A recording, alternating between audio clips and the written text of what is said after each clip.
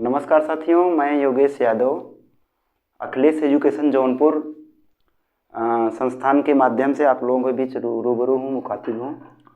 और इस पढ़ने पढ़ाने या सीखने सिखाने के क्रम में आज हम लोग हिंदी विषय के बारे में चर्चा करेंगे। हिंदी विषय जो कि हमारी मातृभाषा रही है, जिसके बारे में हम लोग, भारत एक बड़ा देश है और इतने बड़े देश में हम लोग उत्तर भारत से हैं। जौनपुर जिला अपना उत्तर प्रदेश में पड़ता है, उत्तर प्रदेश उत्तर भारत में पड़ता है। तो उत्तर भारत की जो आंचलिक भाषा है वो हिंदी है।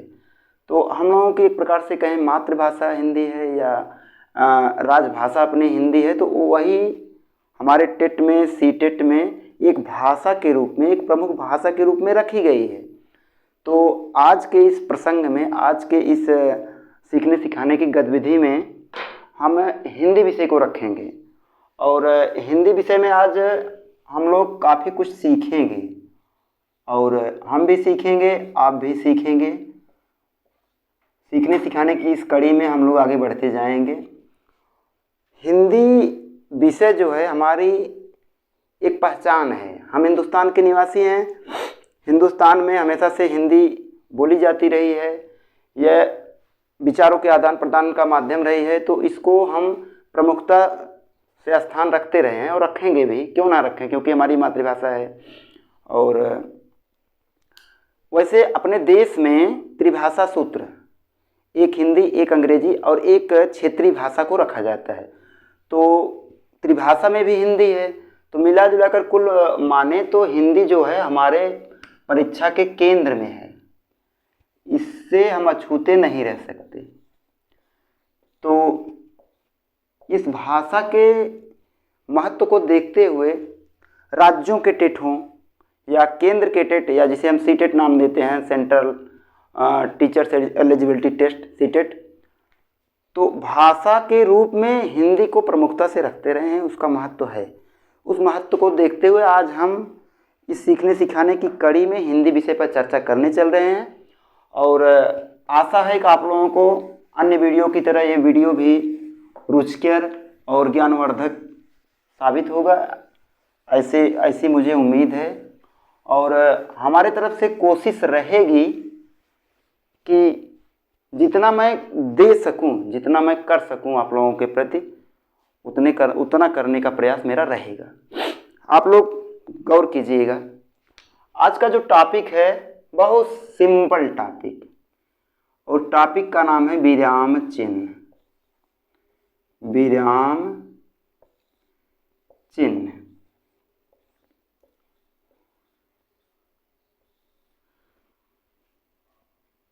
विराम चिन्ह। विराम चिन्ह को जैसे वैसे बोला जाए तो इसे स्टॉप बोलते हैं। स्टॉप मतलब रुकना, ठहरना होता है। लेकिन इस विराम चिन्ह में कई तरह के विराम होते हैं, इसलिए पढ़ी लिखी भाषा में या व्याकरणिक भाषा में इसे इंग्लिश में हम पंक्चुएशन बोलते हैं। पंक्चुएशन।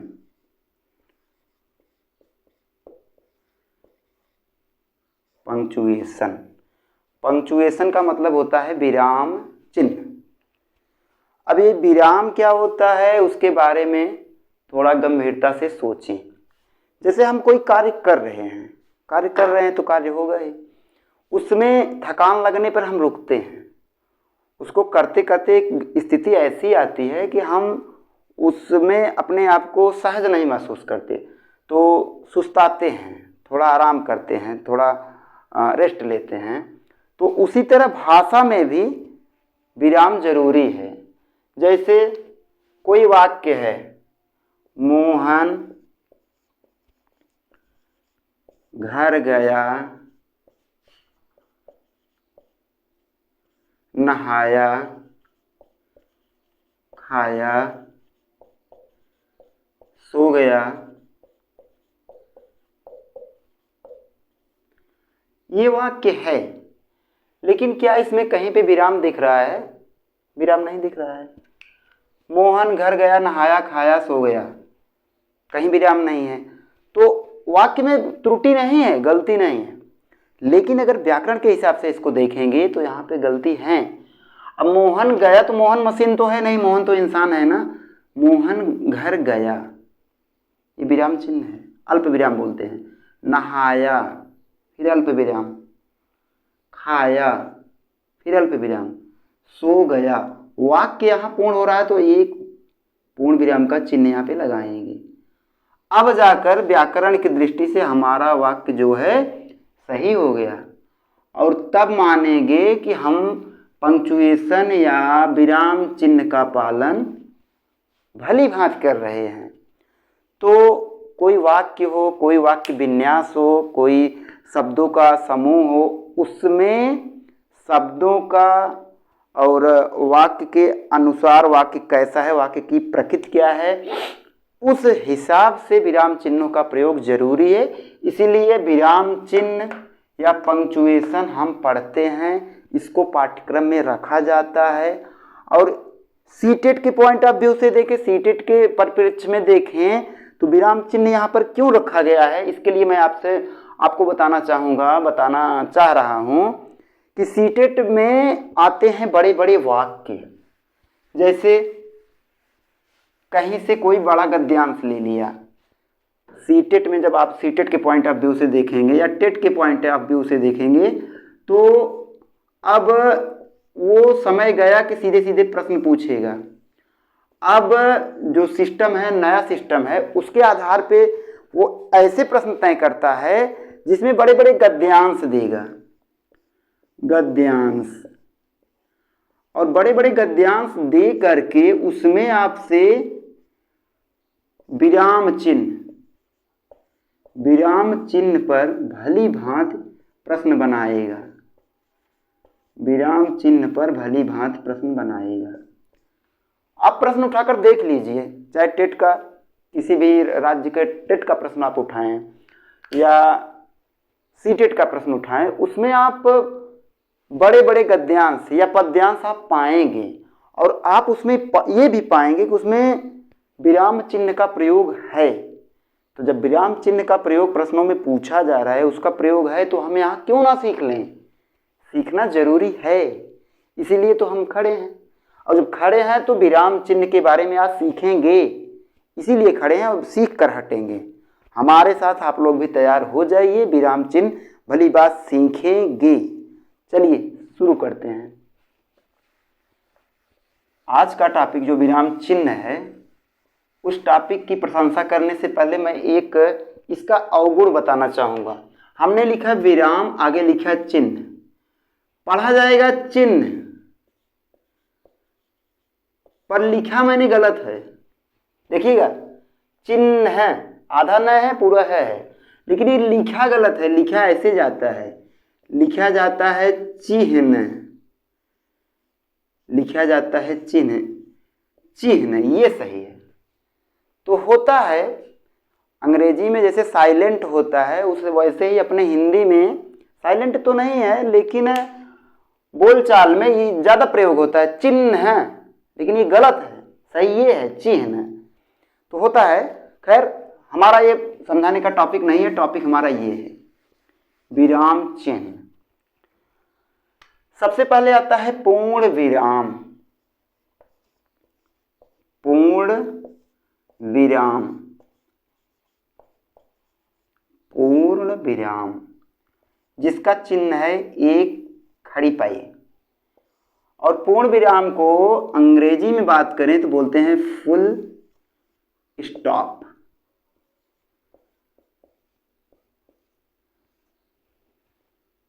Full stop. अब आप यहां देखेंगे कि फुल स्टॉप, जैसे उदाहरण इसका मैं दूं, उदाहरण, राम ने रावण को मारा, राम ने रावण को मारा, पूर्ण विराम। ये वाक्य पूर्ण हो रहा है, रामचंद्र जी ने रावण को मार दिया। हर साल मारते हैं, इस साल भी मारे हैं, अगले साल भी मारेंगे। तो ये जो परंपरा चली आ रही है, एक पूर्णता का भाव दे रही है। और जब पूर्णता का भाव देगा वाक्य, तो वहाँ पे एक संतुष्टि वाला भाव या पूर्णता का भाव देने की वजह से वाक्य पूर्ण हो रहा है हमारा, तो वहाँ पे पूर्ण विराम हम लगाएंगे। समझ रहे हैं ना चीज़ों को? मैं कहना ये चाह रहा हूँ कि जब वाक्य जहाँ से शुरू किया जाए और जाने पर एक ठहराव की अनुभूति हो, वहाँ पे पूर्ण विराम लगाते हैं, खासकर तब जब वाक्य हकीकत में पूर्ण हो रहा हो। राम ने रावण को मारा, कार्य हो गया, ये कर्ता हो गया, ये कर्म हो गया, ये क्रिया हो गई, मारना क्रिया हो गई, तो यहाँ पे कार्य पूर्ण हो रहा है, इसलिए पूर्ण विराम लगा दिए। अब जैसे अगला वाक्य अगर मैं बात करूं, तो मैंने अगर लिखा कि कृष्ण ने कंस को मारा, कृष्ण ने कंस को मारा, कृष्ण ने कंस को मारा, वही बात है, यहां भी वाक्य पूर्ण हो रहा है, तो यहां पे होगा पूर्ण विराम। और जहां तक मैं समझता हूं पूर्ण विराम का कॉन्सेप्ट आपको जरूर समझ में आया होगा, या पहले से आप जान भी रहे होंगे, ऐसी बात नहीं है कि आप नहीं जान रहे होंगे, लेकिन जहां पर किसी वाक्य में पूर्णता का भाव आए वहां पे पूर्ण विराम हम लगाते हैं। और अब अगले विराम चिन्ह की तरफ बढ़ेंगे। अगला विराम चिन्ह है पूर्ण विराम, मतलब फुल स्टॉप अंग्रेजी में और हिंदी में पूर्ण विराम। अगला विराम चिन्ह है अर्ध विराम, अर्ध विराम। अर्ध विराम का चिन्ह होता है ऐसे, अर्ध विराम, पूर्ण विराम फुल स्टॉप, अर्ध विराम सेमी कॉलन, अंग्रेजी में से बोलेंगे सेमी कॉलन, अर्ध विराम। अर्ध विराम से आशय बेसिकली वही है, मतलब मूलतः वही है कि जब कोई वाक्य चल रहा हो लेकिन कुछ दूर जाने पर उसका जो मूल विचार है वो बदलने लगे, खासकर किंतु, ऐसे शब्द जो किंतु परंतु टाइप वाले हों, वहां से वाक्य की दिशा धारा बदल जाए तो वहां पे अर्ध विराम लगाते हैं, और उसमें ठहराव जरा सा होता है। पूर्ण विराम में ठहराव ज्यादा देर के लिए होता है, अर्ध विराम में ठहराव कम समय के लिए होता है। ये अर्ध विराम का चिन्ह है, इसमें ठहराव कम समय के लिए। एक वाक्य देखें, वाक्य है फलों में आम, फलों में आम पसंद है,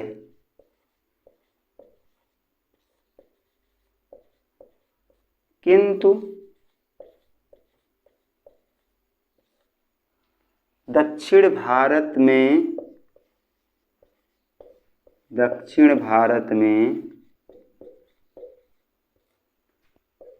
नारियल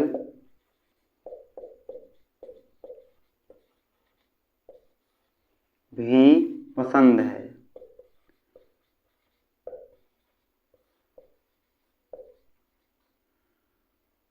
इस वाक्य में आप देखेंगे फलों में आम पसंद है, यहाँ पे आप हल्का सा रुकेंगे, यहाँ पर जब आप हल्का सा रुकेंगे तो यहाँ पे आप लगाएंगे अर्ध विराम। क्यों? क्योंकि यहाँ पे पूर्ण विराम इतना तो नहीं, लेकिन उससे हल्का सा कम ठहराव हो रहा है, इसलिए यहाँ पे हम अर्ध विराम लगाएंगे। उसके बाद वाक्य को आगे बढ़ते हुए जाएंगे और पूर्ण विराम की प्राप्ति लास्ट में कर लेंगे, अंत में कर लेंगे। तो ये रहा हमारा पूर्ण विराम, ये होगा हमारा अर्ध विराम। अब अगले विराम चिन्ह की तरफ हम बढ़ेंगे। देखिएगा, अगला विराम चिन्ह है अल्प विराम, अल्प विराम, अल्प विराम, अल्प विराम, जिसे हम कामा, अल्प विराम का नाम कम, कामा ज्यादा सुने हैं, कामा बोलते हैं। कामा का चिन्ह हमने यहाँ पे प्रदर्शित किया है, अल्प विराम का चिन्ह, अर्ध विराम का चिन्ह यहाँ पे, पूर्ण विराम का यहाँ पे। कामा ना तो पूर्ण विराम की तरह होता है ना तो अर्ध विराम की तरह होता है। जैसे कोई वाक्य बन रहा है, मैं अगर कहूँ सोहन मोहन और श्याम ने खाना खाया, इस वाक्य की रचना आप देखिएगा, सोहन सोहन मोहन और सोहन मोहन और श्याम ने खाना खाया, खाना खाया। यहां पर पूर्ण विराम लगेगा, लेकिन आप देख रहे हैं ये चिन्ह अल्प विराम का लगा है। क्यों लगा है? सोहन और मोहन के बीच में हल्का सा ठहराव, हल्का सा ठहराव या अल्प विराम की आवश्यकता यहाँ पे है, या कॉमा, अंग्रेजी में बोलने कॉमा की आवश्यकता है, इसलिए यहाँ पे कॉमा लगेगा। तो यहाँ तक बातें समझ में आई। हमने पूर्ण विराम के बारे में देख लिया, फिर अर्ध विराम के बारे में देख लिया, फिर अल्प विराम के बारे में देख लिया। और आप पाएंगे जब बड़े बड़े वाक्यांश आप पढ़ेंगे परीक्षाओं के मद्देनजर या वैसे किताब में, तो इन चिन्हों का बखूबी आप देखेंगे उपयोग हुआ रहता है।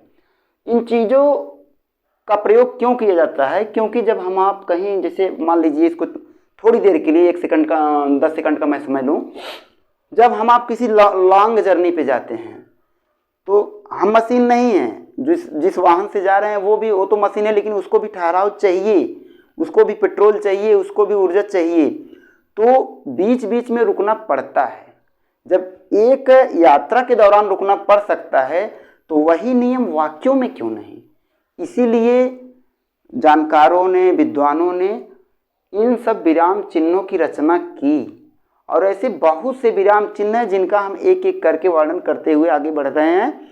और आप लोग पाएंगे कि कोई वाक्य हो, कोई भाषण दे रहा हो, कोई लच्छेदार भाषा में बोल रहा है, जैसे मैं बोल रहा हूँ, तो मैं कैसे बोल रहा हूँ इसका भी जिक्र होगा इसमें। विराम चिन्हों का मैं प्रयोग कर रहा हूँ कि नहीं कर रहा हूँ, इसको मैं आगे बताऊंगा, आगे है। इसलिए मैं कह रहा हूँ कि आप इन सब विराम चिन्हों को ध्यान दीजिएगा, क्योंकि सीटेट में बड़े बड़े वाक्यांश देगा और उसमें विराम चिन्हों को लगाने के लिए या प्रदर्शित करने के लिए या उनको पूछेगा, जरूर पूछेगा, क्योंकि ये परीक्षा का पार्ट है। और इंग्लिश वाले सब्जेक्ट हो या हिंदी वाला सब्जेक्ट हो या संस्कृत वाला सब्जेक्ट हो, तीनों भाषाओं में विराम चिन्ह का प्रयोग है। तो इन टॉपिकों को आप हल्के में ना लें और विराम चिन्ह के बारे में थोड़ा सा गंभीर रहने की जरूरत है। तो इन सब को देखते हुए हम अगले विराम चिन्ह की तरफ बढ़ेंगे और एक एक उदाहरण से आगे बढ़ते हुए हम अपने अगले कॉन्सेप्ट पर बढ़ते चले जाएंगे। अगला है प्रश्नवाचक, प्रश्नवाचक विराम चिन्ह, प्रश्नवाचक चिन्ह। फिर गलत लिख रहे हैं, लेकिन हमने बताया ना गलत क्यों लिख रहे हैं, क्योंकि बोलचाल में चिन्ह बोलते हैं और लिखा जाता है चिन्ह। इसको बोलते हैं मार्क ऑफ इंट्रोगेशन, इंट्रोगेशन अंग्रेजी में बोलते हैं मार्क ऑफ इंट्रोगेशन, और इसका चिन्ह होता है ऐसे। ये अंग्रेजी में भी है, ये जो चिन्ह बने हुए सब अंग्रेजी में भी लगते हैं, हिंदी में भी लगते हैं। दरअसल अंग्रेजी में केवल अंतर इतना है कि ये ऐसे रहता है, बस बाकी सब चीज़ें वैसे लगभग वही चीज़ें रहती हैं। मार्क ऑफ इंट्रोगेशन मतलब प्रश्नवाचक चिन्ह। प्रश्नवाचक चिन्ह कहाँ लगता है, क्या, क्यों, कैसे, ऐसे वाक्य जिसमें किसी के प्रश्न पूछने का भाव उभर कर आए तो उसमें प्रश्नवाचक चिन्ह हम लगाते हैं। जैसे एक वाक्य आप देखिए, क्या मोहन बाजार जा रहा है, बाजार जा रहा है। ये बहुत सरल टॉपिक है, ऐसा कुछ नहीं है, कठिन है, लेकिन हाँ इसका उपयोग जो है वो आपको नंबर देगा। सीटेट की परीक्षा में जब आप बैठेंगे तो वहाँ पे आप पाएंगे कि इसका प्रयोग है। आप प्रश्न उठाकर देख लीजिए, वहाँ पे विराम चिन्हों का बखूबी प्रश्न मिलता है। तो क्या मोहन बाजार जा रहा है, अगर क्या लगा है तो वैसे भी प्रश्नवाचक चिन्ह लग रहा है, मतलब वाक्य लग रहा है, लेकिन इस चिन्ह से आप 100% श्योर हो सकते हैं, 100% विश्वास में ले लीजिए कि प्रश्नवाचक चिन्ह है या प्रश्नवाचक वाक्य है। इसमें प्रश्न पूछा जा रहा है और ये उम्मीद की जा रही है कि कुछ ना कुछ तो जानने लायक चीज छिपी है इसमें। तो ये सबसे आसान उदाहरणों में है ये विराम चिन्हों में। क्यों? क्योंकि ये चिन्ह बहुत कुछ बता देता है, इसमें ज़्यादा कुछ सोचना समझना नहीं है। चिन्ह अगर आप देख रहे हैं तो आप जान जाइए क्या, क्यों, कैसे, कब। ये भाव लिए हो प्रश्नवाचक चिन्ह का, मतलब विराम चिन्ह का उदाहरण है ये। अगले विराम चिन्ह पर अगर हम बढ़ें, अब जैसे पूर्ण विराम हो गया, अर्ध विराम हो गया, अल्प विराम हो गया, अगले विराम चिन्ह पर हम चलेंगे तो वो है विस्मयादिबोधक। विस्मयादिबोधक विराम चिन्ह, विस्मयादि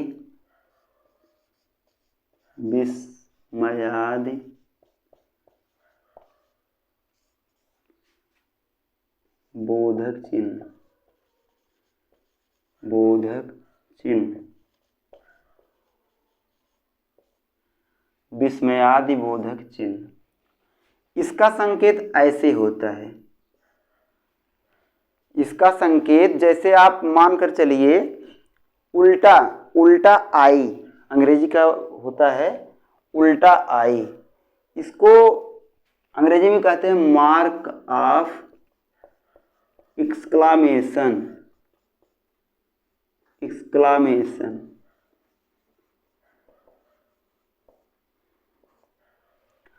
अच्छा, ये होता क्या है जरा सुनिएगा।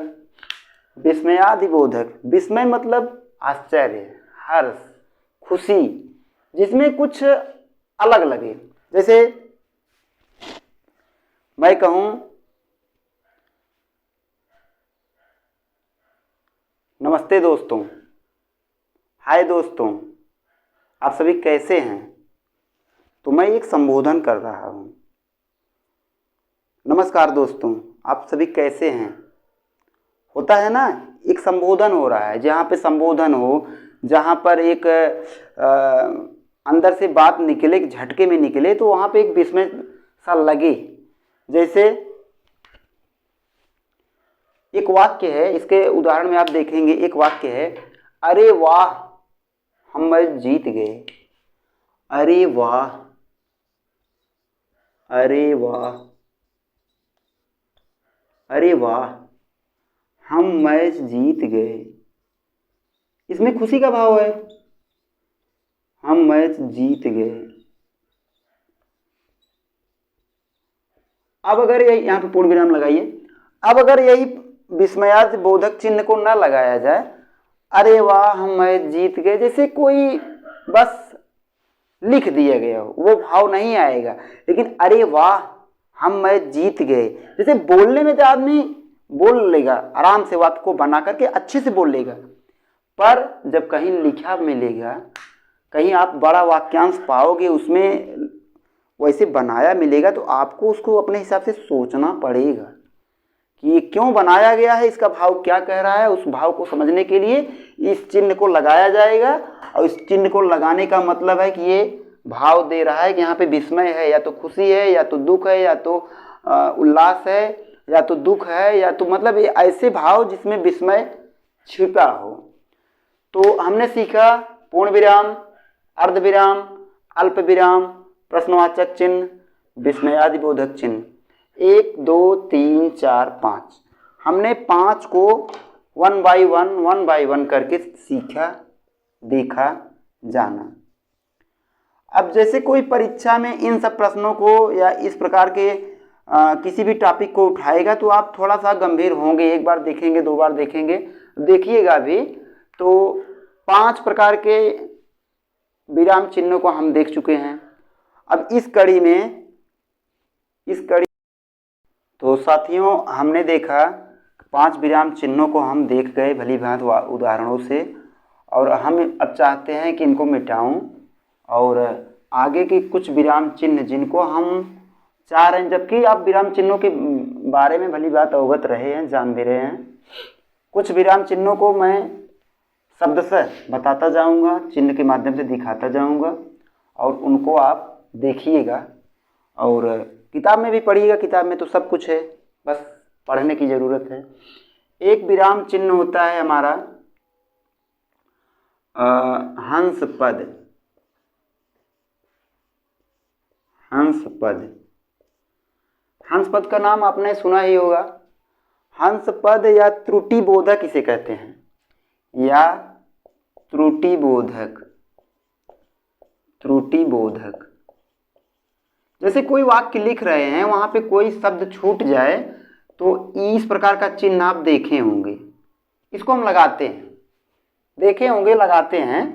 तो ये त्रुटि बोधक चिन्ह है। जब कोई बड़ा वाक्य आप बना रहे हो, उसमें कोई शब्द छूट जाए तो हम वहां पे त्रुटि बोधक चिन्ह का प्रयोग करते हैं। और अन्य विराम चिन्हों की अगर बात करें तो आप देखेंगे एक होता है योजक चिन्ह। योजक चिन्ह, इन सब में बहुत हल्का सा रुकना होता है। योजक चिन्ह, योजक चिन्ह जिसको आप देखे होंगे इस प्रकार का होता है। आप देखे होंगे जैसे लिखना हुआ माता पिता, माता पिता चिन्ह लगा ना, यही योजक चिन्ह है। अब अगर अगले चिन्ह की बारे में बात की जाए तो अगला योजक चिन्ह जो विराम चिन्ह है वो हमारा है उद्धरण चिन्ह। उद्धरण चिन्ह, इन सबको आप देखिएगा, किताबों में है, थोड़ा अभ्यास भी करिएगा। उद्धरण चिन्ह, इन सब चिन्हों का प्रयोग वहां पे करते हैं जहां पर किसी की कही गई बात को उद्धृत किया जाए। तो ऐसे चिन्हों को आप भली भांति देखे हुए हैं, जान भी रहे हैं। तो ऐसे चिन्हों का प्रयोग वहां मिलता है जहां पर किसी ने कुछ कहा, अंग्रेजी में उसे इन्वर्टेड कामा बोलते हैं, इन्वर्टेड कामा। तो यही सब चीजें हैं। अगला जो क्या बोलते हैं विराम चिन्ह है वो है लाघव चिन्ह। लाघव चिन्ह क्या है देख लीजिए। लाघव चिन्ह, लाघव चिन्ह इसे बिंदु के रूप में दिखाते हैं, जैसे यूपी। यूपी, यूपी मतलब उत्तर प्रदेश होगा। जो ये चिन्ह लगा है यही लाघव चिन्ह है। देखिएगा, यूपी में जो चिन्ह लगा है यही लाघव चिन्ह है। अब अगर अगले विराम चिन्ह की तरफ हम बढ़ें तो एक होता है लोप चिन्ह। लोप चिन्ह, लोप चिन्ह। लोप चिन्ह क्या होता है? ऐसे एक करके रहता है। जैसे कोई वाक्य आप बोल रहे हैं, कोई कहानी आप बोल रहे हैं या कोई दोहा बोल रहे हैं, तो उसका पहला शब्द लिखने के बाद, मान लीजिए हमने लिखा पहला शब्द, पहला शब्द लिखने के बाद ऐसे करते हुए चले जाएंगे, लास्ट वाला शब्द लिखेंगे, अंतिम शब्द। तो इस विराम चिन्ह को हम अंतिम शब्द, इस विराम चिन्ह को हम लोप चिन्ह के माध्यम से जानते हैं। तो कुल मिलाकर दोस्तों ये विराम चिन्ह हम आपके बीच में लेकर आए, इसका थोड़ा बहुत समझने समझाने का प्रयास किए और ज़रूर कुछ ना कुछ सीखने को मिला होगा। और आशा करते हैं कि आप लोग इसे गंभीरता से लेंगे, सीखेंगे और इसके बारे में गंभीर रूप से सजग रहेंगे, पढ़ेंगे। अब एक खास जानकारी हम आपको देना चाहेंगे कि जो अखिलेश एजुकेशन जौनपुर संस्था है, इसके वीडियो सुबह में 5 बजे प्रीमियर होते हैं, 5 बजे डिलीवर किए जाते हैं। आप यूँ कह लें कि लाइव किए जाते हैं।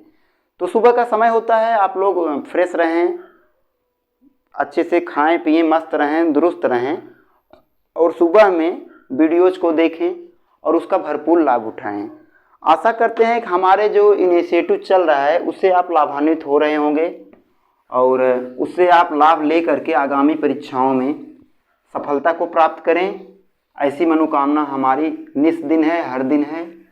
और अगर हमारा ये जो वीडियो है, जो हमारा ये पहल है, प्रयास है, अगर आपको अच्छा लगा हो या कुछ ज्ञानवर्धक लगा हो, तो इसके लिए आप एक विनम्र निवेदन हमेशा से रहा है कि अपने एक खास को ज़रूर प्रेषित करिएगा, ज़रूर भेजिएगा और लोगों को जोड़िएगा, क्योंकि ये जो ज्ञान की गंगा बह रही है, इसमें लोगों को जोड़िए ताकि ज्ञान की विचारधारा आगे बढ़ती चली जाए। उससे हमें भी मोटिवेशन मिलेगा, हमें भी तसल्ली होगी कि हमारे द्वारा चीज़ें फैल रही हैं और चीज़ों में क्रमिक विकास हो रहा है। अगर आपको ये चीज़ें ज्ञानवर्धक लगी हों तो एक लाइक करिएगा। बहुत बहुत धन्यवाद।